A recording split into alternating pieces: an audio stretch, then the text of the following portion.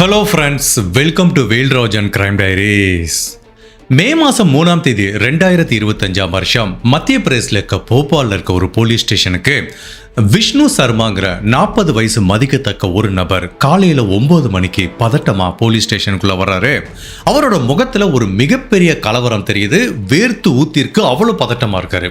இப்போ police officer அவரை உட்கார சொல்லி, சார் என்ன ஆச்சு, என்ன பிரச்சனைன்னு கேட்குறாங்க.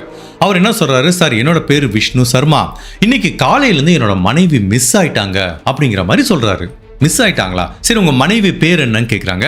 என்னோட மனைவி பேர் ரேகா, இன்னைக்கு காலையிலேருந்து மிஸ் ஆயிட்டாங்கிறாங்க. ஒன்று போலீஸுக்கு ஒன்றுமே புரியல. சார் என்ன சார் இது, இப்போ தான் காலையில் 9 மணி ஆகுது, காலையிலேருந்து உங்கள் மனைவி மிஸ் ஆயிட்டாங்கன்னு சொல்கிறீங்க, என்ன தான் நடந்துச்சு அப்படின்னு கேட்டதுக்கு, சார் நான் காலையில் ஒரு 5-5:30 மணிக்கு எந்திரிச்சு பார்த்தேன், என்னோட மனைவி வீட்டில் இல்லை சார், மிஸ் ஆயிட்டாங்க, கொஞ்சம் கண்டுபிடிச்சி கொடுங்கிற மாதிரி கேட்குறாரு. போலீஸ் கடுப்பாயிட்டாங்க. ஏன்ப்பா அப்படி காலங்காத்தால் வந்து எங்களோட வேலையை கெடுக்கிற? கணவன் மனைவிக்குள்ள ஏதாவது சண்டை இருக்கும், இல்லை பக்கத்தில் எங்கே கடைக்கு போயிருப்பாங்க, ஃப்ரெண்டு வீட்டுக்கு போயிருப்பாங்க, அம்மா வீட்டுக்கு போயிருப்பாங்க, ஏதாவது பிரச்சனை இருக்கும், சரியாயிருப்பா. 3 மணி நேரம் தான் ஆகுது, அதுக்குள்ளேயே வந்து மனைவியை காணணும் வந்து கம்ப்ளைண்ட் கொடுத்தா என்னப்பா அர்த்தம் அப்படிங்கிற மாதிரி கேட்குறாங்க. அப்போ அந்த விஷ்ணு சர்மா என்ன சொல்றாரு, சார் காணாம போனது என்னோட மனைவி மட்டுமல்ல, என்னோட வீட்டில் அந்த விலையுயர்ந்த பல பொருட்கள் மிஸ் ஆயிருக்கு. ஃபார் எக்ஸாம்பிள், என்னோட விலையுயர்ந்த ஃபோன் ஒன்று மிஸ் ஆயிருக்கு, வீட்டில் கொஞ்சம் கேஷ் வச்சிருந்தேன், அதுவும் மிஸ் ஆயிருக்கு, என்னோட மனைவியோட திருமணத்துக்கு நகைகள் போட்டேன், அதுவும் மிஸ் ஆயிருக்கு, வீட்டில் வச்சிருந்த சில நகைகளும் மிஸ் ஆயிருக்கு. ஒட்டுமொத்தத்தில் என் வீட்டில் இருக்க எல்லா திங்ஸையும் எடுத்துட்டு என்னோட மனைவி ஓடி போயிட்டான்னு நினைக்கிறேன் சார், கொஞ்சம் கண்டுபிடிச்சு கொடுங்க அப்படிங்கிற மாதிரி ஒரு கம்ப்ளைண்ட் பதிவு பண்றாரு. பட் போலீஸை பொறுத்த வரைக்கும் இந்த மாதிரி 1000 கேஸ் பார்த்துருப்பாங்க. இப்போ இவர் என்ன சொல்றாருன்னா, சார் எங்களுக்கு ஏப்ரல் மாதம் 19ஆம் தேதி தான் திருமணம் நடந்தது, கிட்டத்தட்ட ஒரு 2 to 3 வீக்ஸ் தான் இருக்கு, அதுக்குள்ளே என்னோட மனைவி ஓடி போயிட்டான்னு இவர் சொல்றாருன்னா, இப்போ இதுக்கு பின்னாடி 99% போலீஸோட அவங்கள எக்ஸ்பீரியன்ஸ்ல என்ன கண்டுபிடிக்கிறாங்க, மேபி அந்த பெண்ணுக்கு திருமணத்துக்கு முன்னாடி ஒரு காதலர் இருந்திருக்கலாம், இப்போ தன்னோட காதலரோடைய ஊரை விட்டு ஓடி போயிட்டா, போற போக்கில் கிடைக்கிற நகை பணம் எல்லாத்தையும் எடுத்துட்டு போயிட்டா அப்படிங்கிற மாதிரி தான் திங்க் பண்றாங்க. சரிப்பா, உன் பொண்டாட்டி விருப்பப்பட்டு ஏதோ காதலனோட போயிருப்பா, அதுக்கு நாங்கள் ஒன்றும் பண்ண முடியாது, வேணும்னா உன்னோட நகை பணம்லாம் மீட்டு தர முடியுமான்னு நாங்கள் முயற்சி பண்ணுறோங்கிற மாதிரி இவர் சொன்னது பேரில் ஒரு கம்ப்ளைண்ட் எடுத்துக்கிட்டாங்க. இப்போ அவர்கிட்ட கேட்குறாங்க, சரிப்பா உங்கள் மனைவியோட அம்மா அப்பா வீட்டில் சொந்தக்காரங்க வீட்டில் போய் பார்த்தியான்னு கேட்குறாங்க. சார் என்னோட மனைவிக்கு பெருசாக சொந்தக்காரங்கன்னு யாருமே கிடையாது, எங்கள் திருமணத்தப்போ அவரோட ஒரே ஒரு சகோதரர் தான் வந்தார், அவங்க வீட்டுக்கு நான் ஒரு டைம் போயிருக்கேன், அதுவும் இங்கே லோக்கலில் தான் இருக்குது, அவங்க வீட்டுக்கு நான் போய் பார்த்தேன், அந்த வீடும் பூட்டி கிடக்கு சார். பக்கத்தில் கேட்டால் என்ன சொல்கிறாங்க, இவங்க ஒரு வாரமாக வீட்டில் யாரும் இல்லைங்கிறாங்க. ஸோ ஒட்டுமொத்தத்தில் அவங்க அண்ணனையும் காணோம், என்னோட மனைவியும் காணோம், உண்மையிலேயே திருமணமான 2 வாரத்தில் என்ன நடந்துச்சுன்னு எனக்கு தெரியலை, எப்படியாவது கண்டுபிடிச்சு கொடுங்கிற மாதிரி இவர் சொல்கிறாரு. இப்போ போலீஸ் சொல்கிறாங்க, சரிப்பா நாங்கள் கண்டுபிடிச்சு கொடுக்குறோம், அதுக்கு முன்னாடி நீ கல்யாணம் ஆச்சு 2 வாரம் தான் ஆச்சுங்கிற, உன் பொண்டாட்டிக்கு அவ்வளோ அம்மா அப்பா சொந்த பந்தங்கள் யாரும் இல்லைங்கிற, நீ எப்படி உன் பொண்டாட்டியை மீட் பண்ண, உனக்கு யார் கல்யாணம் பண்ணி வச்சா, நீ ஃபர்ஸ்ட் அந்த டீட்டெயிலில் சொல்லுங்கிற மாதிரி கேட்குறாங்க. அப்போ இவர் என்ன சொல்கிறாருன்னா, சார் நான் ஒரு சாதாரண கூலி வேலை பார்க்குற தொழிலாளி, அன்றாடம் சம்பாதிச்சாதான் எனக்கு வந்து சாப்பிடவே முடியும், டெய்லி ஒரு 1000 ரூபாய் சம்பாதிப்பேன்னு வச்சுக்கோங்களேன். எனக்கு வந்து நெடுநாளாக திருமணம் பண்ணிக்கணும்னு ஆசை, நானும் எவ்வளவோ இடத்துல பொண்ணு பார்த்தேன், எனக்கு சுத்தமாக மேரேஜே செட் ஆகலை. அப்போ என்ன ஆச்சு, கேஷுவலாக ஒரு நாள் டீ கடையில் இருக்கும்போது 2 மேரேஜ் புரோக்கரோட பழக்கம் ஏற்பட்டுச்சு. பப்பு மீனா அண்டு சுனிதாங்கிற ஒரு 2 பேர் எனக்கு அறிமுகமானாங்க. அந்த மேரேஜ் புரோக்கர் எனக்கு என்ன அஷூரன்ஸ் கொடுத்தாங்கன்னா, நீ ஒன்றும் கவலைப்படாத, உன்ன மாதிரி 1000 பேருக்கு நாங்கள் கல்யாணம் பண்ணி வச்சுருக்கோம், உனக்கு சூப்பராக ஒரு பொண்ணு பார்த்து தர்றது எங்களோட கடமை, பட் அதுக்கு எங்களுக்கு கமிஷனாக 2 லட்ச ரூபாய் தரணுங்கிற மாதிரி கேட்குறாங்க. இவருக்கு உடனே இந்த 2 லட்ச ரூபாங்கிறது ஒரு மிகப்பெரிய தொகையாக தெரியுது. பட் அப்படி இருந்தாலும் இது நம்ம வாழ்க்கை, எவ்வளோ நாள் நம்ம பார்த்துட்டோம், பொண்ணு அமையல, இவங்க ஏதாவது ஒரு பொண்ணை பார்த்து நம்மளுக்கு செட் பண்ணி கொடுத்தா சந்தோஷம் தான், அந்த 2 லட்ச ரூபா நான் கொடுத்துறேங்கிறாரு. அந்த 2 லட்ச ரூபா கூலி வேலை பார்க்குறவருக்கு பெரிய காசு. அப்போ இவர் என்ன பண்றாரு, அந்த 2 லட்ச ரூபாய்க்கு லோன் போட்டு இவங்களுக்கு கமிஷன் கொடுக்கறதுக்கு ரெடி பண்ணி வைக்கிறாரு. பட் அவங்களும் என்ன பண்ணுறாங்க, நிறைய பொண்ணுங்க ஃபோட்டோ வந்து இவருக்கு எடுத்து காமிக்கிறாங்க. பார்த்தா எல்லாமே அழகழகாக இருக்கிற பொண்ணுங்க. இவர் பார்க்குறாரு, என்னடா அது, ஒரு கூலி வேலை பார்க்குற நமக்கு இவ்வளவு அழகான பொண்ணான, நீங்களே பார்த்து செலக்ட் பண்ணுங்க அப்படிங்கிற மாதிரி அந்த 2 புரோக்கரும் சொல்கிறாங்க. ஐ மீன் மேரேஜ் புரோக்கர். இவரும் வந்து அந்த ஃபோட்டோ எல்லாத்தையும் பார்த்துட்டு வரும்போது ஒரு பொண்ணு இவருக்கு ரொம்ப பிடிச்சிருக்கு, எனக்கு இந்த பொண்ணை ரொம்ப பிடிச்சிருக்கு, இந்த பொண்ணை எனக்கு திருமணம் பண்ணி வைங்கன்னு கேட்குறாங்க. அப்போ இவர் சொல்கிறாரு, இந்த பொண்ணு வந்து ரொம்ப ஏழ்மையான குடும்பத்தை சேர்ந்தவங்க, அம்மா அப்பா கிடையாது, ஒரே ஒரு பிரதர் மட்டும்தான் இருக்காரு. திருமணத்தை நடத்தி வைக்கிற அளவுக்கு அவங்ககிட்ட காசு கிடையாது. அதே மாதிரி அந்த பொண்ணுக்கு தேவையான நகைகளையும் நீ தான் போடணும். ஸோ இதெல்லாம் போட்டு அந்த பொண்ணை திருமணம் பண்ணிக்கிறதுக்கு நீ ரெடியாக இருந்தால் நான் போய் பேசுகிறேங்கிற மாதிரி இவர் சொல்கிறாரு. இவர் யோசிச்சு பார்க்குறாரு, இவங்களுக்கு 2 லட்ச ரூபா கமிஷன் கொடுக்கணும், அந்த பொண்ணுக்கு நகை போடணும், திருமண செலவு எல்லாம் பார்த்தா ஒரு பெரிய அமௌண்ட் வரும். சரி மொத்தமாக லோன் போட்டு நம்மளுக்கு கல்யாணம் ஆனால் போதுண்டா சாமிங்கிற மாதிரி இவங்க கிட்ட அந்த 2 புரோக்கர் கிட்டையும் எனக்கு இந்த பொண்ணை பிடிச்சிருக்கு போய் பேசுங்கிற மாதிரி ஒரு கமிட்மெண்ட் கொடுக்குறாரு. ஸோ இந்த 2 புரோக்கரும் இவர்கிட்ட ப்ராமிஸ் பண்ண மாதிரி அந்த பெண்ணையும் அவங்க சகோதரரையும் கூட்டு வர்றாங்க, ரெஸ்டாரண்ட்ல வச்சு மீட் பண்றாங்க. இவருக்கு அந்த பொண்ணை பார்த்துட்டு பயங்கர ஹாப்பி. சார் நம்ம ஒரு கூலி வேலை பார்க்குறோம், பார்க்க ரொம்ப ஸ்மார்ட்டாக இருக்கும், நம்மளுக்கு தேவதை மாதிரி ஒரு அழகான பொண்ணான்னு இவருக்கு ஒரு ஆச்சரியம். அந்த பொண்ணுக்கிட்ட பேசுறாரு. அவங்களும் சொல்றாங்க, சார் இங்கே பாருங்க எனக்கு அம்மா அப்பா கிடையாது, நான் ஏழ்மையான குடும்பத்தை சேர்ந்தவன், உங்களுக்கு ஒரு நல்ல மனைவியாக இருப்பேன், இந்த மாதிரி கல்யாண செலவு எல்லாத்தையும் நீங்கள் பார்த்து பண்ணிக்கிட்டீங்கன்னா எனக்கு நகைகள்லாம் போட்டிங்கன்னா எனக்கு ஓகே, நான் வேற எதுவும் உங்கள்கிட்ட எதிர்பார்க்கல அப்படிங்கிற மாதிரி அந்த பொண்ணு சொல்கிறாங்க. இவரும் ஹாப்பியாக ஒரு பெரிய அமௌண்ட்டை லோன் போட்டு 2 லட்ச ரூபா புரோக்கர் கமிஷன் கொடுக்குறாரு அந்த 2 பேத்துக்கும். அதுக்கப்புறம் கல்யாண செலவு நிறைய நகைகள், அதுக்கப்புறம் வளையல், தங்க நகைகள் போட்டு ஃபைனலாக ஒரு கோவிலில் வச்சு திருமணம் பண்ணுறாங்க. அதுக்கப்புறம் முறைப்படி ரிஜிஸ்ட்ரேஷன் பண்ணுறாங்க. ரிஜிஸ்ட்ரேஷன் பண்ணுறதுக்கு நம்மளுக்கு என்ன தேவைப்படும்? கல்யாண பத்திரிக்கை கேட்பாங்க, எங்கே வச்சு கல்யாணம் பண்ணீங்க, ஆதார் கார்டு, இந்த மாதிரி எல்லா ஐடென்டிட்டியும் கேட்பாங்க. எல்லா டாக்குமெண்ட்டும் பக்காவாக இருக்குது. ஸோ இந்த ரேகாங்கிற பெண்மணிக்கும் விஷ்ணு சர்மாங்கிற நபருக்கும் முறைப்படி திருமணம் நடந்து அந்த திருமணம் ரிஜிஸ்ட்ரேஷன் செய்யப்படுது. அதுக்கப்புறம் இந்த பெண்ணை தன்னோட வீட்டுக்கு கூட்டிட்டு போறாரு. வீட்டில் அவங்க அம்மா இருக்காங்க. ஸோ மாமியார் மருமகளுக்கு சூப்பரான ஒரு டேர்ம் இருக்கு. அவங்க சொந்த பந்தங்கள் புடைசூழ வர்றாங்க. இந்த மணப்பெண் அந்த சொந்த பந்தங்கள் எல்லாத்துக்கூடையும் ஒரு நல்ல உறவை ஏற்படுத்திக்கிறாங்க. ஒரு நல்ல மருமகளா இருக்காங்க. அவங்க சொந்தக்காரங்களுக்கு ஒரு நல்ல பெண்ணா இருக்காங்க. அப்போ இந்த விஷ்ணு சர்மாக்கு பயங்கர சந்தோஷம். சார் இவ்வளவு அழகான இவ்வளவு நல்ல கேரக்டர் இருக்க பொண்ணு தனக்கு மனைவியா கிடைச்சது கடவுள் தனக்கு கொடுத்த வரம் அப்படிங்கிற மாதிரி தான் ஃபீல் பண்றாரு. ஸோ ஒரு மனைவி வீட்டில் என்ன பண்ணுவாங்களோ அது எல்லாத்தையும் பக்காவாக பண்றாங்க. சமைக்கிறாங்க, துணி துவைக்கிறாங்க, வீட்டை கிளீன் பண்றாங்க, மாமியார் கூட நல்ல உறவுல இருக்காங்க. ஒட்டு மொத்தத்தில் இவர் ரொம்ப ஹாப்பியா இருந்துட்டு வர்றாரு. இந்த டயத்தில் இவர் கூலி வேலைக்கு போறாருன்னா ரொம்ப நைட்டு டயர்டாக வருவார், சில சமயம் லேட்டாக வருவார். ஸோ மே மாதம் 2ஆம் தேதி நைட்டு 10 மணிக்கு தான் இவர் வீட்டுக்கு வராரு.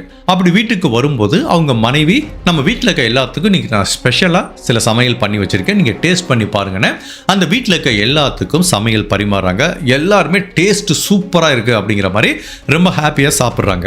அப்படி சாப்பிட்டு முடிச்சவனா நைட்டு 11 மணி இருக்கும். இந்த கணவர் விஷ்ணு சர்மா என்ன சொல்கிறாரு, எனக்கு ஏதோ ஒன்று ரொம்ப டயர்டாக இருக்குமா, தூக்கம் அப்படியே கண்ணை சொருகுது, நான் போய் தூங்குறேன் அப்படிங்கிற மாதிரி ஒரு தூங்க போயிட்டாரு.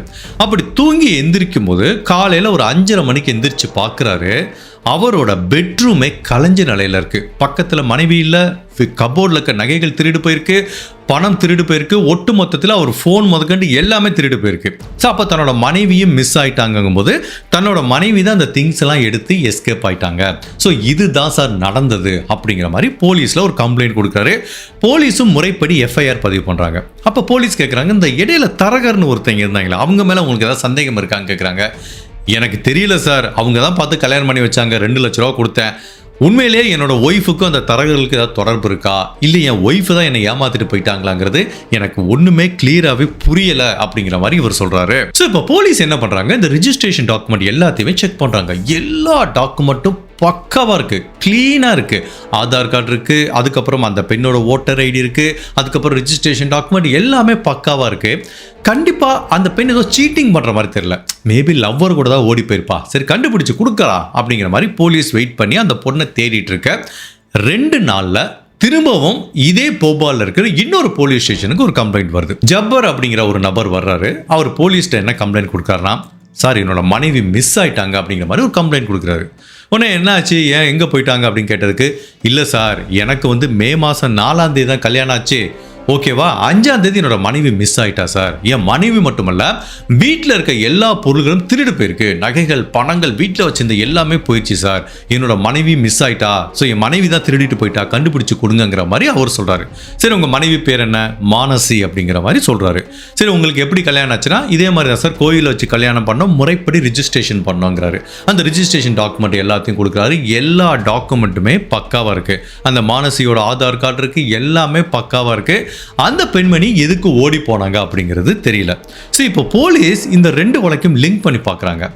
2 மனைவிகள், திருமணமான புது மனைவிகள் ஓடி போனதோட மட்டுமல்லாமல் அந்த பேட்டர்ன் ஒரே மாதிரி இருக்கு.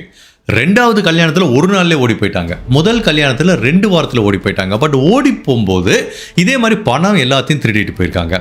இது எல்லாத்தையும் தாண்டி இந்த 2வது மனைவியோட கேஸையும் முதல் மனைவியோட கேஸையும் எப்படி லிங்க் பண்ணுறாங்க அப்படின்னா, இந்த 2வது கம்ப்ளைண்ட் பண்ணி கொடுத்த கணவர் என்ன சொல்கிறாருன்னா, சார் இந்த மாதிரி ஒரு 2 புரோக்கர் வந்து என்னை அப்ரோச் பண்ணாங்க திருமணத்துக்கு. நான் ரொம்ப நாளாக திருமணம் ஆகாமல் கஷ்டப்பட்டுட்டு இருந்தேன். ஆனால் அவங்க வந்து திருமண ஏற்பாடு பண்ணி கொடுத்தா 2 லட்ச ரூபா பணம் கேட்டாங்க.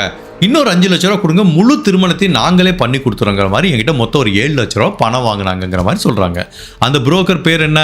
பப்பு மீனா அண்டு சுனிதான்னு சொல்கிறாங்க. அந்த 2 பேரை சொன்ன உடனே போலீஸு கிளியராக புரிஞ்சு போச்சு, இந்த 2 ஸ்கேமையும் பண்ணது ஒரே நபர்கள் தான்.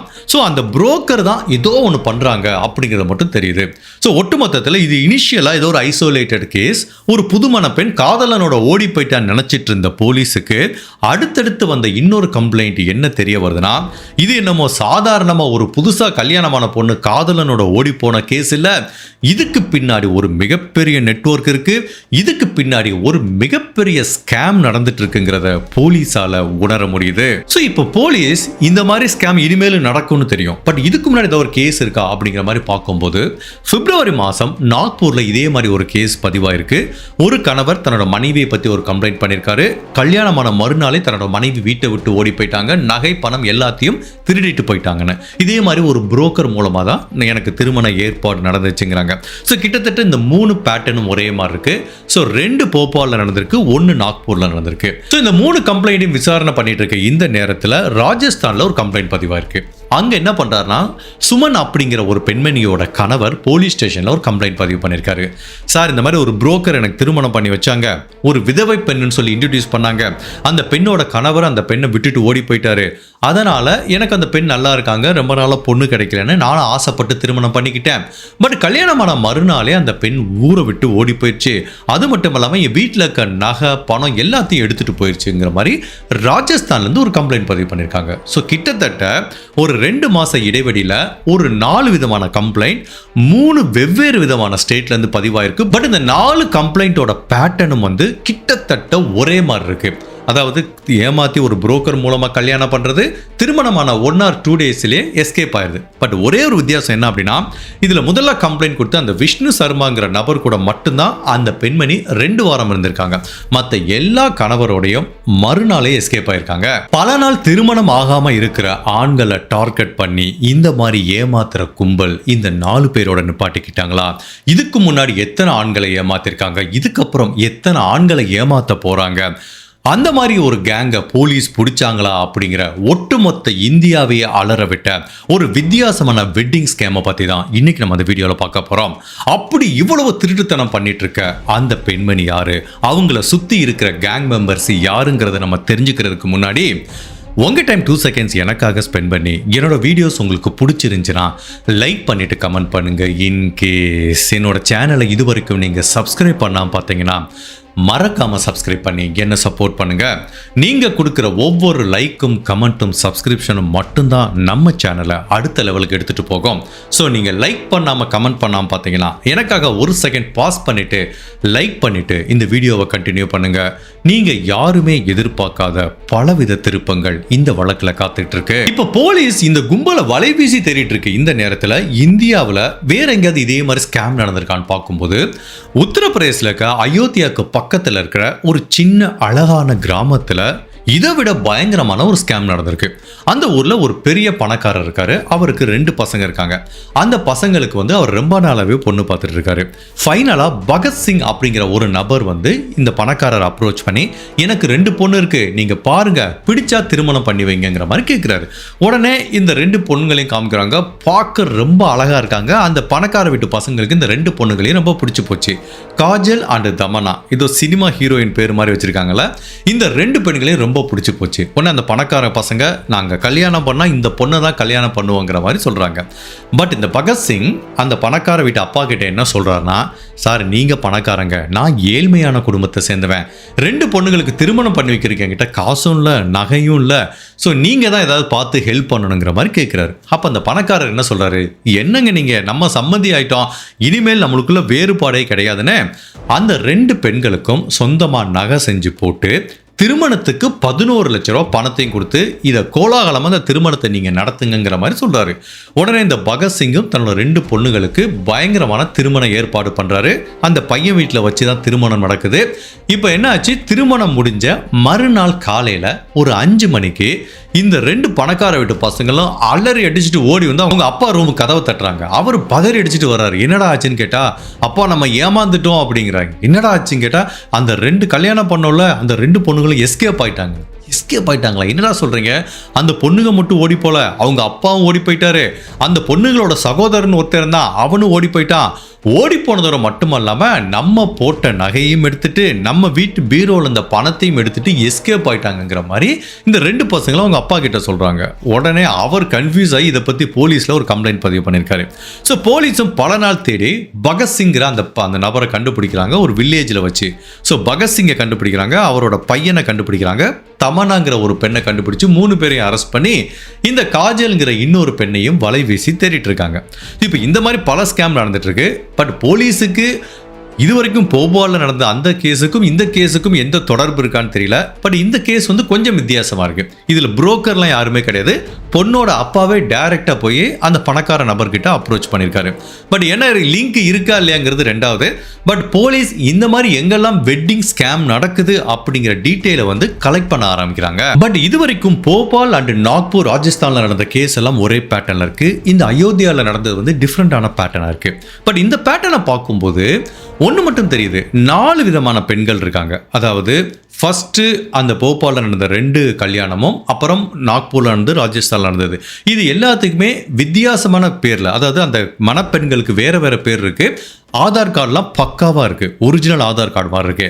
பட் இந்த 4 ஆதார் கார்டையும் பக்கத்தில் வச்சு பார்க்கும்போது 4 பெண்களோட போட்டோவும் ஒரே மாதிரி இருக்கு.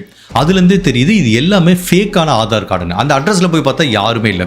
ஸோ யாரோ ஒரு நபர் ஃபேக்காக ஆதார் கார்டு கிரியேட் பண்ணி இந்த மாதிரி டாக்குமெண்ட் கிரியேட் பண்ணி ஒரு தடயமும் விடாம தான் இந்த மாதிரி ஸ்கேம் பண்ணிட்டு இருக்காங்க. பட் இதில் இன்வால்வ் ஆன பெண் வந்து ஒரே பெண் மாதிரி தான் போலீஸுக்கு தெரியுது. பட் ஒன்று மட்டும் தெரியுது, இந்த கும்பல் கண்டிப்பா இந்த போபால தான் எங்கேயோ சுத்திட்டு இருப்பாங்க. இவங்களை பிடிக்கிறதுக்கு போலீஸ் வித்தியாசமான ஒரு ஸ்ட்ராட்டஜி யூஸ் பண்றாங்க. நம்ம நிறைய சினிமாவில் பார்த்துருப்போம், கொள்ளை அடிக்கிறவங்க அந்த கூட்டத்துக்கு உள்ளேயே ஒருத்தனை போலீஸ்காரனை அனுப்புவாங்கல்ல, அந்த மாதிரி என்ன பிளான் பண்ணுறாங்கன்னா, ஒரு கான்ஸ்டபிள், ஒரு 40 வயசு இருக்க ஒரு கான்ஸ்டபிளை பிக்கப் பண்ணிக்கிறாங்க. அவர் வந்து எனக்கு பொண்ணு வேணும், ரொம்ப நாளாக கல்யாணம் ஆகலை, திருமணம் பண்ணிக்கணுங்கிற மாதிரி அந்த 2 புரோக்கரை அவர் அப்ரோச் பண்ண பார்க்குறாரு. அதாவது அந்த மணப்பெண் யாருங்கிறது நான் பிக்சர்லேயே தெரியல. ஆனால் அந்த 2 புரோக்கர் சொன்னாங்கல்ல, அதாவது அந்த பப்பு மீனா அண்ட் சுனிதாங்கிற 2 புரோக்கர், அவங்கள ரீச் பண்ணிட்டோம் அப்படின்னா இந்த நெட்வொர்க்கே தட்டி தூக்க முடியுங்கிறதுனால ஒரு கான்ஸ்டபிளை உள்ள இறக்குறாங்க. அவரும் என்ன பண்ணுறாரு, போபாலில் எல்லா ஸ்ட்ரீட்லையும் போயிட்டு சும்மா கடையில் டீ குடிக்கும்போது ஒவ்வொரு டீ கடை வாசலையும் இந்த கேரம் போர்டு வச்சு விளாண்டுட்டு இருப்பாங்க. ஸோ அந்த மாதிரி கேரம் போர்டு ஆடுற நபர்கள் கூட ஒரு நம்பகத்தன்மையை ஏற்படுத்தி ஒரு 2-3 மாதம் அந்த ஏரியாவில் ஃபுல்லாக சுற்றிட்டு இருக்கும்போது இங்கே பொண்ணு வேணும் அப்படின்னா யாரை காண்டாக்ட் பண்ணலாங்கிற மாதிரி கேட்கும்போது இந்த 2 புரோக்கரோட காண்டாக்ட் கிடைக்குது. அவங்களை இமிடியேட்டாக அரெஸ்ட் பண்ணலாம். பட் அவங்களை அரெஸ்ட் பண்ணிட்டா அந்த செயின் வந்து அங்கேயே கட் ஆயிரும். இதுக்கு பின்னாடி யாரெல்லாம் இருக்காங்கிறத அரெஸ்ட் பண்ண முடியாது. அதனால போலீஸ் இந்த நபர்களை வச்சு அந்த ஒட்டுமொத்த கும்பலையும் பிடிக்கிறதுக்கு முயற்சி பண்ணுறாங்க.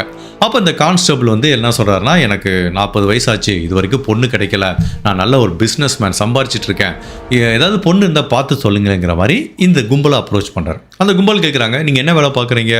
நான் பெரிய பிஸ்னஸ் மேன், உங்ககிட்ட நிறைய பணம் இருக்கா? இருக்குது. எங்களுக்கு 2 லட்ச ரூபா கமிஷன் கொடுக்க முடியுமா? முடியும். கல்யாண செலவுலாம் நீ ஏற்றுக்க முடியுமா? முடியும். பொண்ணுக்கு நகை போட முடியுமா? முடியும். அப்படின்னா அழகான பொண்ணு இருக்குங்கிற மாதிரி வரிசையாக ஒரு ஃபோட்டோ காமிக்கிறாங்க. அவர் பார்த்துட்டே வரும்போது ஏற்கனவே அந்த 4 கிரைம்லையும் ஈடுபட்ட பெண்ணோட ஃபோட்டோ வருது. எனக்கு இந்த பொண்ணு தான் பிடிச்சிருக்குன்னு அந்த 4 கிரைம்லையும் இன்வால்வ் ஆன பொண்ணோட ஃபோட்டோவை செலக்ட் பண்ணுறாரு.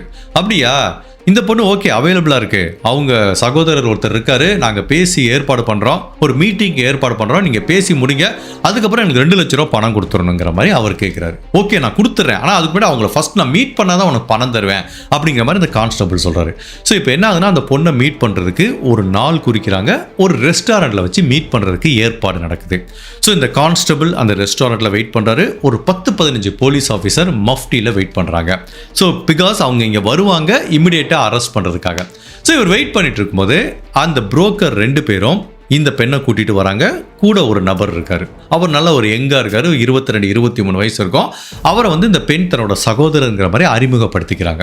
இந்த கான்ஸ்டபிள் கூட அந்த பெண் பேசுறாங்க. அந்த பெண் என்ன சொல்றாங்கன்னா, நான் ஏழ்மையான குடும்பத்தை சேர்ந்தவன், எனக்கு ஒரு சகோதரர் மட்டும்தான் இருக்காங்க.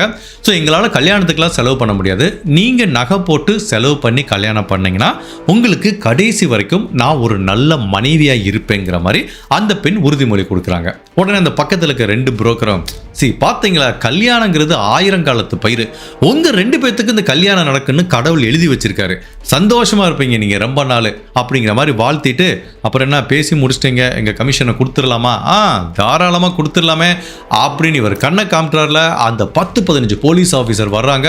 இந்த பெண்மணி மிரண்டு போயிட்டாங்க, என்ன நடக்குதுன்னே தெரியல. அப்போ இவர் என்ன சொல்றாருன்னா, உங்க பேர் என்னம்மா சொன்னீங்க அப்படின்னு கேட்கிறாரு. என் பேர் ஆல்கா அப்படிங்கிறாங்க. ஆல்காவா, உங்களை நான் எப்படி கூப்பிடலாம், மானசின்னு கூப்பிட்றதா, ரேகான்னு கூப்பிட்றதான்னு இவங்க பழைய ஸ்கேமா வச்சிருந்த எல்லா பேரையும் சொல்றாங்களே. அப்பவே இந்த ஒட்டுமொத்த கும்பலும் அரண்டு போயிட்டாங்க. ஏற்கனவே நம்மளை கண்டுபிடிச்சிட்டாங்க, எல்லாத்தையும் ட்ராக் பண்ணிட்டாங்க. இப்போ அந்த ஒட்டுமொத்த கும்பலையும் அரெஸ்ட் பண்ணி விசாரணைக்காக கூட்டிட்டு போறாங்க. ஸோ இவங்களோட ஃபேக்கான ஐடென்டி கார்டு, அதுக்கப்புறம் இவங்ககிட்ட சர்ச் பண்ணும்போது பல ஃபேக்கான டாக்குமெண்ட், இதுக்கு முன்னாடி இந்த பெண்மணி கொடுத்த பல டாக்குமெண்ட்டை வச்சு இந்த கிரைம்ல இவங்க தான் இன்வால்வ் ஆயிருக்காங்க அப்படிங்கிறது தெரியுது.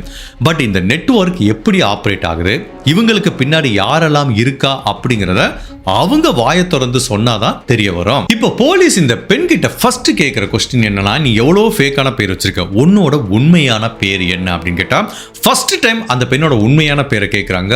அனுராதா பஸ்வான் அப்படிங்கிற மாதிரி கேள்விப்படுறாங்க. அந்த பெண் என்ன சொல்றாங்கன்னா, என்னோட சொந்த ஊர் வந்து உத்தரப்பிரதேச மாநிலம் தான். எனக்கு வந்து நான் ஒரு ஹாஸ்பிட்டலில் சின்ன ஒரு லேபராக வேலை பார்த்துட்டு இருந்தேன். அப்போ எனக்கு ஒரு நபர் கூட திருமணம் நடந்தது. அந்த திருமண உறவு வந்து ரொம்ப கடினமாக இருந்தது. அந்த கணவர் என்னை கொடுமைப்படுத்தி அடித்து விரட்டி விட்டார். அப்போ எனக்கு எங்கே போகிறதுன்னு தெரியாமல் திக்கு திணறிட்டு இருக்கும்போது போபாலுக்கு வந்தேன். அப்போ தான் இந்த கும்பலோட எனக்கு பழக்கம் ஏற்பட்டுச்சு. அதாவது இந்த மீனா குமாரி, சுனிதா, அதுக்கப்புறம் கூட இருக்கிறார்ல ஒரு நபர், அந்த நபரோட பேர் விஷால். அதாவது இவங்க சகோதரர் அப்படிங்கிற மாதிரி சொல்லி இந்த கேரக்டரை உள்ள கொண்டு வந்தாங்களே, அந்த விஷால் குமார்ங்கிற நபரோட பழக்கம் ஏற்பட்டிருக்கு. ஸோ இந்த கும்பல் ஏற்கனவே இந்த மாதிரி வெட்டிங் ஸ்கேம் நிறைய பண்ணிட்டு இருக்காங்க.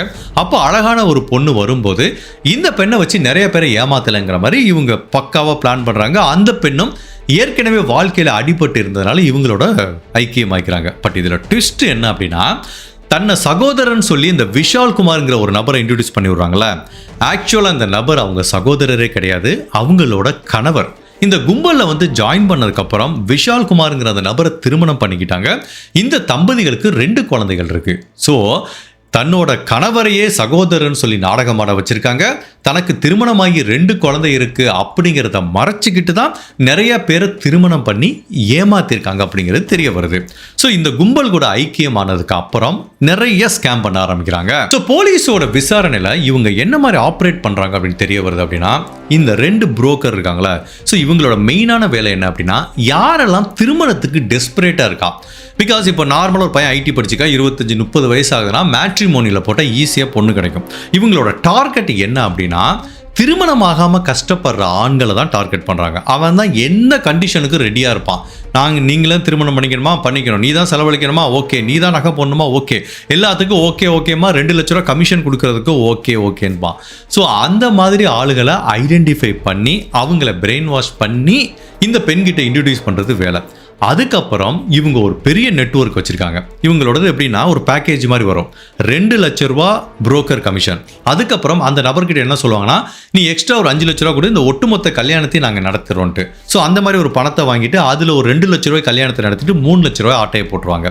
ஸோ இது எல்லாருமே எப்படி ஆப்ரேட் ஆகிறாங்கன்னா, இந்த புரோக்கர் 2 பேர், அதுக்கப்புறம் இந்த அனுராதாங்கிற பெண்மணி, அவங்க கணவர் விஷால் குமார் தவிர இன்னும் சில பேர் இருக்காங்க. அவங்க தான் இந்த நெட்வொர்க்கில் யாரெல்லாம் கல்யாணத்துக்கு டெஸ்பரேட்டா இருக்கோ அந்த நபர்களை கண்டுபிடிச்சி இந்த புரோக்கர் கிட்ட அறிமுகப்படுத்துறது, அதுக்கப்புறம் கல்யாண வேலைகளை பார்க்கறது. அந்த மாதிரி இருக்கிற ஒரு 5-6 பேரை அரெஸ்ட் பண்றாங்க. யாரெல்லாம் அப்படின்னா, ரோஷினி, ரகுபீர், குலு, அர்ஜுன், மஜ்பூத் சிங் யாதவ் அண்ட் போபால் அப்படிங்கிற ஒரு 5-6 பேரை அரெஸ்ட் பண்றாங்க. ஸோ இது எல்லாமே அப்படின்னா ஒரு பக்காவான நெட்வொர்க்கா ஒரு டீம் ஒர்க் மாதிரி ஒர்க் பண்றாங்க. ஸோ இந்த மாதிரி ஒரு நபரை ஐடென்டிஃபை பண்ணுறது, ஏமாற்றி கல்யாணம் பண்ணுறது. பட் ஒரு நாள் தான் அந்த வீட்டில் இருப்பாங்க, மறுநாள் காலையிலேயே எஸ்கேப் ஆயிடுவாங்க. நீங்கள் நல்லா பார்த்தீங்கன்னா தெரியும், ஃபஸ்ட்டு இந்த கேஸ் ஆரம்பிக்கும் போது ஒரு நபரை ஏமாற்றிட்டு ஒரு 2 வாரம் அந்த நபர் கூட இருந்தாங்க. எப்போ அந்த நபர்கிட்டேருந்து எஸ்கேப் ஆகி வீட்டை விட்டு கிளம்புனாங்களோ 3ஆம் தேதி கிளம்பியிருக்காங்க. 4ஆம் தேதியே ஒருத்தனை கல்யாணம் பண்ணிக்காங்க. வீட்டை விட்டு வந்து அடுத்த நாளே கல்யாணம் பண்ணிக்காங்க. 5ஆம் தேதி எஸ்கேப் ஆகிருக்காங்க. ஸோ எல்லாத்துக்குமே ஒரு நாள் அந்த ஃபஸ்ட்டு கம்ப்ளைண்ட் பண்ண அந்த நபர்கிட்ட மட்டும்தான் 2 வாரம் இருந்திருக்காங்க. ஸோ வீட்டில் இருக்க நகை பணம் எதெல்லாம் கிடைக்குதோ அப்படியே எஸ்கேப் ஆகி கம்ப்ளீட்டாக தலைமறைவாயிருது. அடுத்த ஊருக்கு போகிறது இல்லை அதே போபாலில் வேறு இடத்துக்கு போகிறது, கம்ப்ளீட்டாக பேரை மாற்றிடுது. ஜஸ்ட்டு திங்க் பண்ணி பாருங்கள், இவங்க ஃபோட்டோ இருக்கும், ஆதாரில் டிஃப்ரெண்ட்டான பேர் இருக்கும், பார்க்க ஒரிஜினல் ஆதார் மாதிரியே இருக்கும், ரிஜிஸ்ட்ரேஷன் இருக்கும். ஸோ யாருக்குமே சந்தேகம் வராது, ஒரே பேர் வச்சுருந்தா சந்தேகம் வரும். ஸோ ஊருக்கு போகும்போது பேரை மாற்றுறதுனால இந்த ஸ்கேமை வந்து அவங்களால ஈஸியாக பண்ண முடியுது. இதை மொத்தம் எவ்வளோ நாள் பண்ணிட்டு இருந்திருக்காங்கன்னா ஒரு 7-8 மாதமாக பண்ணிட்டு இருந்திருக்காங்க. அதுலேயும் 27 ஆண்களை ஏமாற்றி திருமணம் பண்ணியிருக்காங்க. ஜஸ்ட் இமேஜின் பண்ணுங்க, 7 மாசத்துல 27 பேரை திருமணம் பண்ணியிருக்காங்க. அதில் மொத்தம் 100 சவர நகைகளை கொள்ளையடிச்சு வந்திருக்காங்க. ஒவ்வொருத்தனும் ஒரு 3-4 சவர நகை போடுறான், வீட்டில் அங்கங்கே கொஞ்சம் கேஷ் வச்சிருக்கானா, 100 சவர நகை, லட்சக்கணக்கான பணம். ஸோ இவ்வளோத்தையும் இந்த கும்பல் 7 மாசத்துக்குள்ள சக்சஸ்ஃபுல்லாக போலீஸ் கிட்ட மாட்டாம கொள்ளையடிச்சிருக்காங்க. அதுவும் இவங்களோட பேட்டர்ன் எப்படி இருக்குன்னா, கல்யாணம் பண்ணவன சந்தேகம் வரக்கூடாதுங்கிறதுக்காக ஃபர்ஸ்ட் 1 or 2 days வந்து ஒரு நல்ல மருமக மாதிரி பக்காவாக இருப்பாங்க. மறுநாள் பேட்டர்ன் இதே தான். நைட்டு சமைக்கும் போது நல்ல மயக்க மருந்தை கொடுத்துட்டு காலையில் எஸ்கேப் ஆகிறது. இதே மாதிரி பேட்டர்ன் தான் மொத்தம் 27 வீட்டில் 27 ஆண்களுக்கும் அவங்க குடும்பத்துக்கும் பண்ணியிருக்காங்க. இப்போ இந்த 27 கிரைம்ல சம்பந்தப்பட்ட அனுராதாங்கிற பெண்ணை அரெஸ்ட் பண்ணிட்டாங்க. பட் இடையில நான் சொன்னேன் பார்த்தீங்களா, ஒரு பணக்கார வீட்டு பசங்களை ஏமாத்துறது, அதில் தமன்னான ஒரு பொண்ணை விட்டாங்க. பட் காஜல்ங்கிற ஒரு பெண் தப்பிச்சு போயிட்டாங்க. பட் லேட்டர் பாயிண்ட் டைம் அந்த பெண்ணை அரெஸ்ட் பண்ணியிருக்காங்க. பட் அது வந்து டிஃப்ரெண்ட் செட் ஆஃப் கிரைம். அந்த பிளானை எக்ஸிக்யூட் பண்ணது யாருன்னா அவங்க அப்பா தான். சொந்த அப்பாவே தன்னோட 2 பொண்ணுகளையும் இந்த மாதிரி ஒரு பணக்கார வீட்டு பசங்களுக்கு பண்ணி நகை பணத்தோட ஊரை விட்டு எஸ்கேப் ஆகுது. இது வந்து ஒரு different kind of scam. So இந்த பக்கம் ஒரு பெண்ணை காமிச்சு நெடுநாளாக திருமணமாகாத ஆண்களை ஏமாத்துறது, இந்த பக்கம் தன்னோட சொந்த பொண்ணையை வச்சு திருமணம் அப்படிங்கிற பேரில் வந்து இந்த மாதிரி பணக்கார வீட்டில் போயிட்டு திருமணம் பண்ணிட்டு மறுநாள் கொள்ளையடிச்சிட்டு வந்தது. ஸோ இது எல்லாமே வேற வேற ஃபார்மேட். இந்த மாதிரி பலவிதமான ஃபார்மேட்டில் இந்த மாதிரி நார்த் இந்தியா மட்டுமல்ல, நம்ம தமிழ்நாட்டிலையும் நிறைய நடந்திருக்கு, கேரளாவில் நிறைய நடந்துட்டு இருக்கு.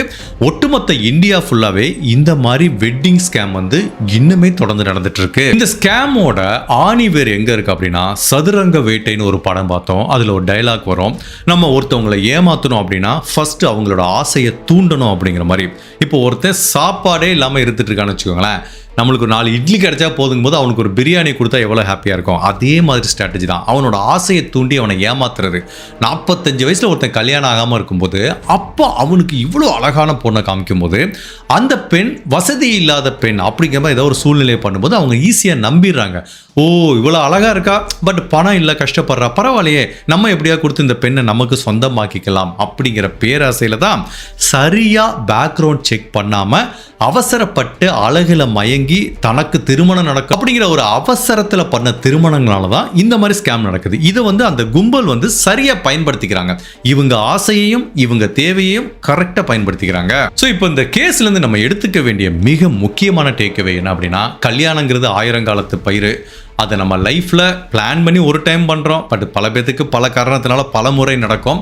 பட் அந்த முதல் டைம் பண்ணும்போது நம்ம எல்லாருமே நம்மளுக்குன்னு சில ரிக்குவயர்மெண்ட் இருக்கும். ஒவ்வொரு குடும்பத்துக்கும் ஒவ்வொரு மணப்பெண் மணமகனுக்கு வந்து வேறுபடும். பட் எல்லாத்துக்கும் இருக்கிற காமனான ஃபேக்டர் என்ன, ஒரு நல்ல கேரக்டர் இருக்க, தவறான கேரக்டர் இல்லாமல், எந்த கெட்ட பழக்கமும் இல்லாமல், எந்த கெட்ட சபகாசமும் இல்லாமல் இருக்கிற ஒரு நல்ல பையனையோ பொண்ணையோ இல்லை இந்த மாதிரி ஸ்கேமில் ஈடுபடுறவங்க இல்லாத கும்பலோ இல்லாத ஒரு நல்ல பெண்ணையோ பையனையும் தான் எல்லாருமே எதிர்பார்ப்போம்.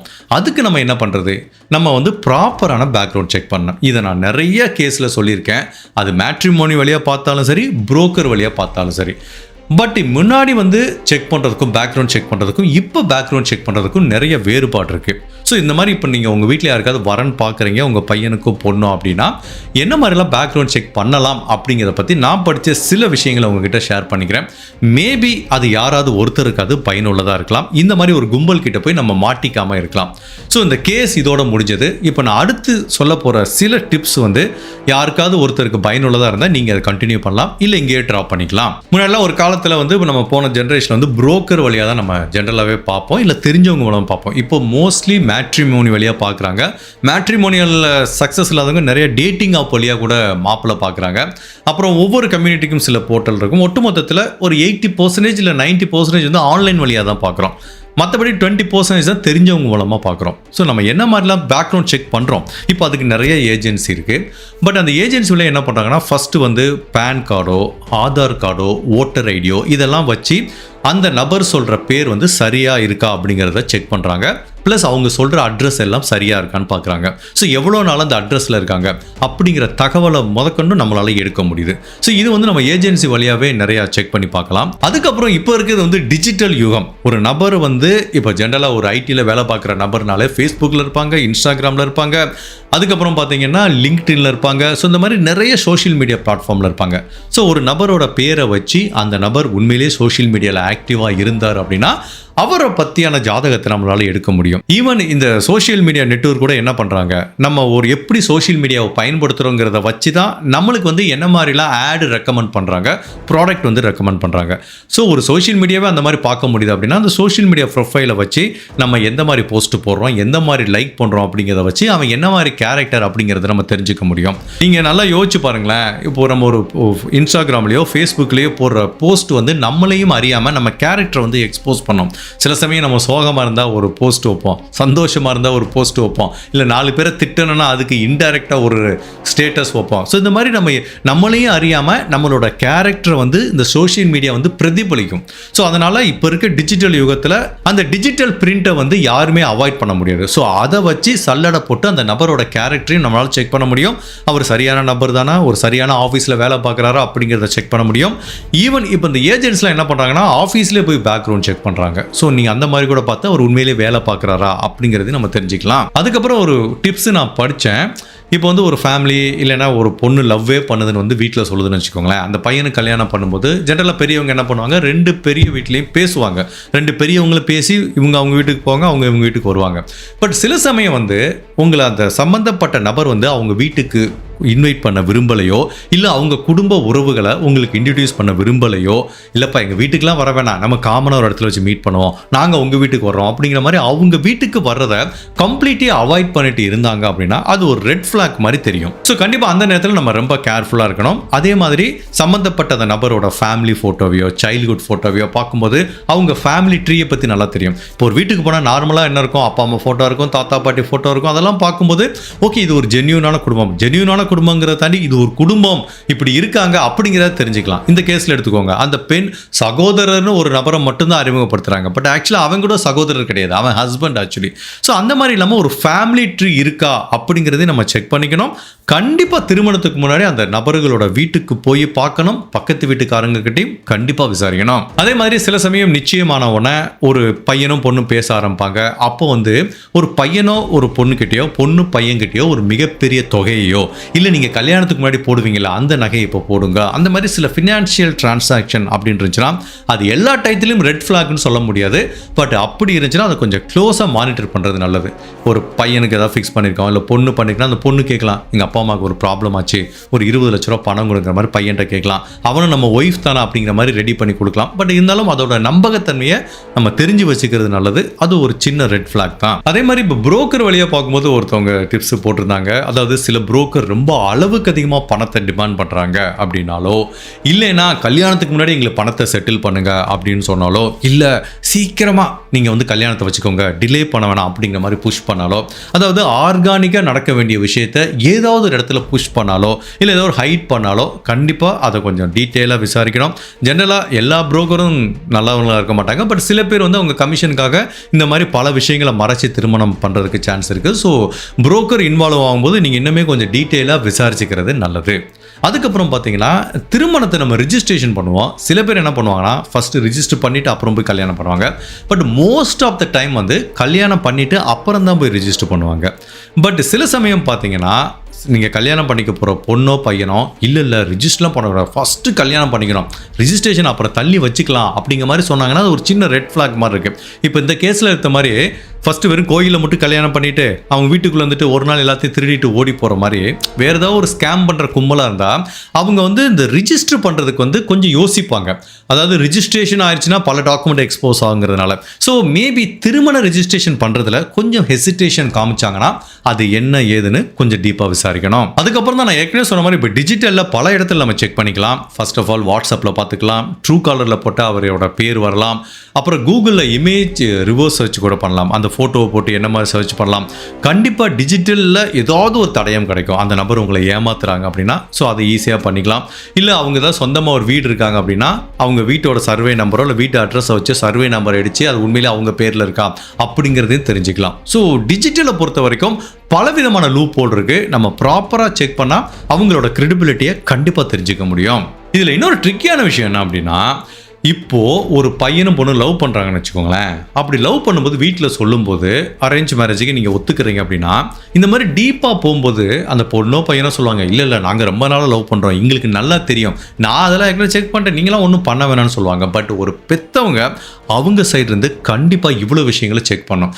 பிகாஸ் இந்த லவ் பண்ணுறவங்கலாம் ஒரு மாதிரி ஒரு போதையிலே இருப்பாங்க. ஓகே நம்மளுக்கு இவன் தானே ஃபிக்ஸ் பண்ணிடுவாங்க.